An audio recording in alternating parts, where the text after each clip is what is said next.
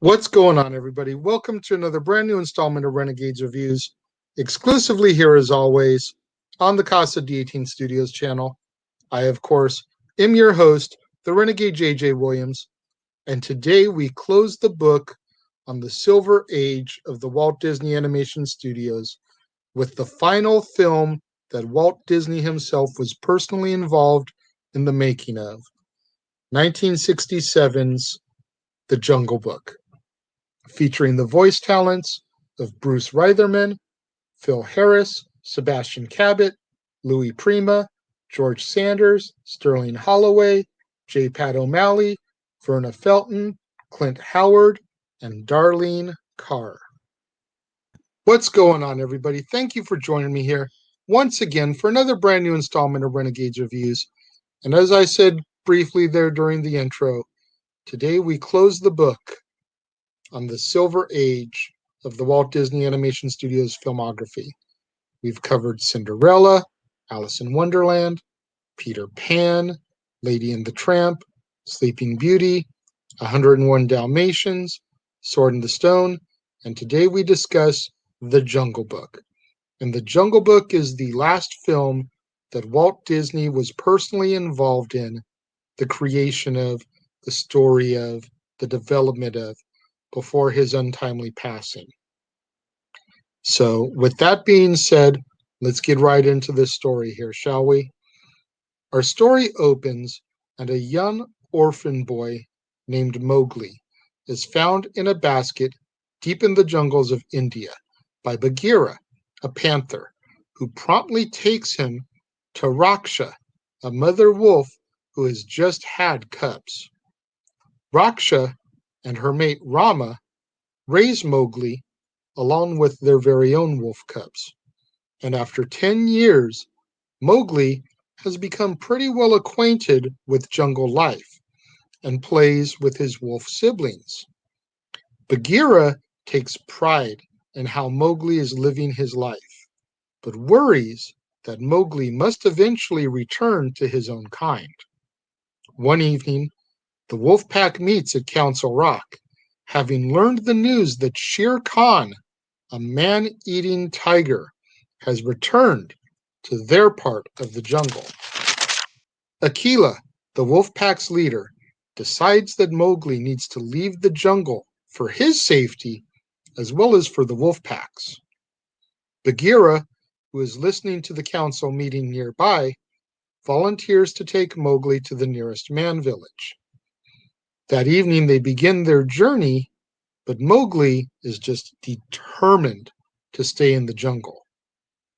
When Mowgli and Bagheera ascend a tree in order to sleep on the branches for the night, Kaa, a hungry python, attempts to hypnotize and devour Mowgli.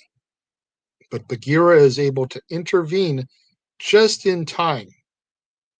The next morning, Mowgli is awoken by Colonel Hathi, his wife Winifred, and the rest of the jungle's elephant patrol. Mowgli makes friends with Junior, the son of Colonel Hathi and Winifred, and attempts to join the patrol. Bagheera finds Mowgli, and after an argument, Bagheera decides to leave Mowgli on his own. Mowgli soon encounters the laid-back, fun-loving bear, Baloo, who decides to raise Mowgli himself and vows to never take him to the man village. Shortly after learning about the bare necessities from Baloo, a group of monkeys kidnap Mowgli and take him to their leader, King Louie, an orangutan. King Louie also offers to help Mowgli stay in the jungle, as long as he tells Louie how to make fire like humans do. But Mowgli, having not been raised by man, doesn't know how to make fire. Bagheera and Baloo show up, and they work together in order to rescue Mowgli, and chaos ensues in the process, with King Louie's palace being demolished. That evening, Bagheera speaks to Baloo and convinces him that Mowgli will never be safe in the jungle as long as Shere Khan is around. The next morning, Baloo decides to explain to Mowgli that the man village really is the safest place for him, but Mowgli feels that Baloo has broken his promise to him, so he runs away. As Baloo starts off to search for Mowgli, Bagheera rallies the help of Colonel Hathi and his elephant patrol. However, unbeknownst to Bagheera, Shere Khan himself has overheard the entire conversation between Colonel Hathi and Bagheera, and is now determined to hunt and kill Mowgli himself. Meanwhile, Mowgli encounters Kaa once again, who again attempts to hypnotize him and eat him. But Mowgli is able to wake up and escape thanks to the unwitting intervention of the suspicious Shere Khan. As a storm begins to gather, Mowgli ends up encountering a group of friendly vultures who accept Mowgli as a fellow outcast. Shere Khan then appears shortly thereafter and scares off the vultures, confronting Mowgli. Baloo rushes to the rescue and tries to keep Shere Khan away from Mowgli, but Baloo is nearly killed in the process. When lightning strikes a nearby tree and sets it ablaze, the vultures swoop in and distract Shere Khan, while Mowgli grabs a large, flaming branch and ties it to Shere Khan's tail. Shere Khan, who is terrified of fire, panics and runs away. When Baloo comes to, Bagheera and Baloo decide to take Mowgli to the end of the man village, but Mowgli is still hesitant to go there. However, his mind abruptly changes when he sees a beautiful young girl from the village who has come to the riverside to fetch some water for her parents. After noticing Mowgli, she accidentally drops her water pot, and Mowgli rushes in and retrieves it for her and follows her into the man village. Mowgli just kind of shrugs to Baloo and Bagheera and chooses to stay in the man village. Baloo and Bagheera decide to head home, happy and content that Mowgli is safe and happy with his own kind.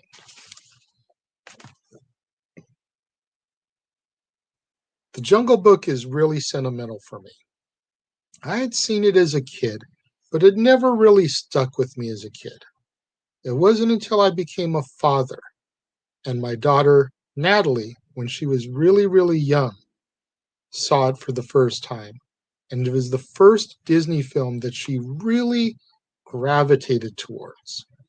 We had shown her some of the other classics, and, it just kind of was what it was. But the Jungle Book really kind of got her to respond, to kind of bounce up and down in a little dance type of motion to the music, and just a real, real positive reaction. So, as she grew up, I called her Little Britches. To this day, she still calls me Papa Bear.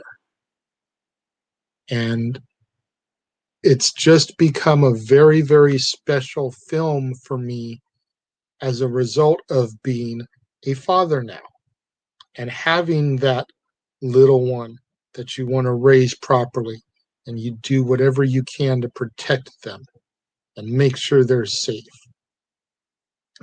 I just adore this film, and some of it has to do with the connection to Tailspin, which of course was an animated series on the Disney Afternoon back in the day that featured Baloo, Louie, Shere Khan. No Mowgli. Mowgli was replaced by Kit Cloudkicker. There was some panthers that kind of looked like Bagheera, but none of them were named Bagheera, that popped up as well in the series. But the primary three that carried over were Baloo, Louie, and Shere Khan. And growing up with that, kind of first helped develop my like for the Jungle Book a little bit deeper than when I was just a younger kid. But man, like I said, becoming a father and having that little one that you want to do everything that you can to protect and becoming Papa Bear for that kid just makes the Jungle Book so, so special for me. And then, like I say, you've got the music, the bare necessities. I want to be like you. Trust in me. My own home, which the little girl sings at the end. Colonel Hothy's March. That's what friends are for, sung by the Vultures. And I really do wish that Disney had been able to pull what they had wanted to pull for this film, because the Vultures were originally designed to have the Beatles be their voices. But for whatever reason, they just couldn't make it happen. So they ended up switching them from rock and roll vultures to vultures that do barbershop. But you can still see some of the personalities of the Beatles come through in the vultures. Especially one of them, I forget what his character name is, but it's the one with the long brown hair that covers his eyes. Very much Ringo when you look at him and you listen to him and the way he talks. It was very much a Ringo styled character. And I swear, dude, if they had been able to score the Beatles for the Vultures in this film, like the Beatles were already on a whole other stratosphere by the time this came out, because you got to figure this was 1967. This was Sergeant Pepper was coming out around this same time. So they were already on a whole other level. Had Disney been able to get them, man, it just would have been complete otherworldly, like for real. When it comes to my rating for The Jungle Book, with as highly as I've spoken about it, it should come as no surprise. It gets 5 out of 5 for me. I just love this movie so much. And then you factor in the fact that it was the last one that Walt worked on, had input on. And it's just going to become that much more of a sentimental favorite. What do you guys think of The Jungle Book? Let me know. Leave your comments. If you're watching the live stream, over here. If you're watching on demand, leave them down here. Let me know what you guys think of The Jungle Book. Do you guys admire it and love it as much as I do? Let me know. Make sure you guys get out there on the social media. Get those hashtags trending for me. Hashtag Casa D18 Studios. Hashtag Renegades Reviews. Hashtag Renegade Returns. And of course, the ever popular hashtag Shenanigans. We interrupt this episode of Renegades Reviews for an important announcement about merchandising. Merchandising? What's that? Merchandising. Come, I'll show you. Merchandising, where the real money's made. Make sure you go over to teespring.com/stores/Jeff Meacham Network for all the t-shirts you see here from the West Coast professor, Jeff Meacham himself. You can get shirts for the Jeff Meacham Network, Talk Wrestling, as well as the red and gold Meachamania shirts.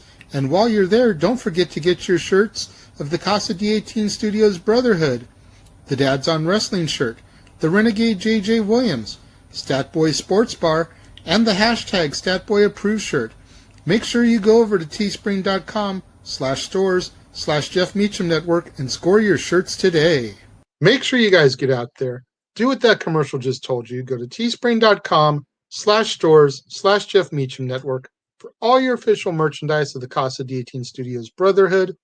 Get your Renegade J.J. Williams shirt, Dad's Not Always on Wrestling, Statboy Sports Bar, hashtag StatBoyApproved, hashtag Shenanigans. Get your official merchandise of the Jeff Meacham Network. 3 different designs, of the Jeff Meacham Network for you to choose from on a t-shirt, as well as Talk Wrestling, Meachamania, so much more. Get out there and support us. And while you guys are supporting, do what that ticker is telling you to do. Do you enjoy my content? Do you appreciate the hard work that I put in to bring you brand new content every single day here on the Casa D18 Studios channel? If you do, go to that PayPal. Send me a donation. However much you feel like sending, no amount is too small. It all is greatly appreciated. Remember, guys, I'm not monetized right now. So the only way I'm going to make any money on these videos is if you guys get out there, go to that PayPal, and support me. If you don't want to do the PayPal, then go to that link tree, purchase something off my Amazon movie wish list. It's a bunch of different movies up there for you to choose from. Once you do that, and it comes here and I receive it, when I open it on an episode of Renegade Recap during the movie mail segment, I will give you guys a shout out then. And then once again, when I actually get to covering the film, having worked it into a theme month, I'll give you guys yet another shout out on the air. Make it a little bit more interactive, make it where you guys have a little bit more of a say in what I do. I appreciate all you guys. I would love it if you guys would get out there and support. Tomorrow, right back here on the Casa D18 Studios channel, I'll be back with another brand new installment of Renegades Reviews. And we will be entering the Bronze Age, or as some people call it, the Dark Age of the Walt Disney Animation Studios filmography. And we'll be discussing the Aristocats.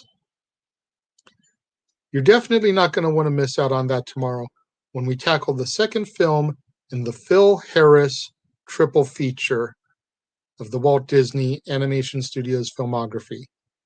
And for those of you that don't know what that is, The Jungle Book, The Aristocats, and Robin Hood.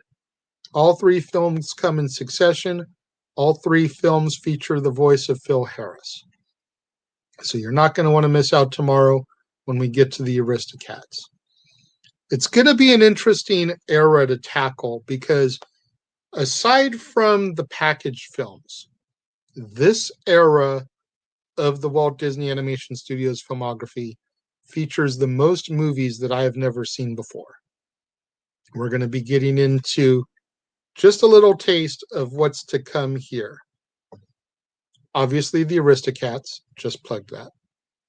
Then we're going to get into Robin Hood, The Many Adventures of Winnie the Pooh, The Rescuers, The Fox and the Hound, The Black Cauldron, The Great Mouse Detective, and Oliver and Company. Those 8 films are the Bronze Age, the Dark Age of the Walt Disney Animation Studios. And it's referred to as such because Walt Disney's Animation Studios was trying to find their footing again after the loss of Walt Disney. So they tried a bunch of different things. Some of them got a positive response, others not so much. There's a lot of trial and error going on here, and you really find that and you see that with the way the art's drawn, the stories are told, etc. I do want to point this out, though. There's a website I've been using that helped define the eras. They have a quote here. It says, "The movies of this era did not make a lasting impression on audiences." I completely disagree with that. Maybe it's just because I am a product of this era, having been born in 1976. But both Robin Hood and Oliver and Company had a very profound effect on me as a youth and are still 2 films that I very much adore to this day. And both of those films we're going to get into here in the next few days as we discuss the Bronze Age, the Dark Ages of the Walt Disney Animation Studios. Thank you to all my loyal viewers who've been watching the premiere, leaving your comments over here. I greatly appreciate each and every one of you guys. Thank you to all my loyal viewers checking us out on demand a little bit later in the day, leaving your thoughts and comments down here. Once again, I greatly appreciate you guys. I appreciate each and every one of you who tune in on a regular basis here to the Casa D18 Studios channel and check out my episodes of Renegades Reviews. I appreciate each and every one of you. Thank you very much for watching, and I will see you guys next time.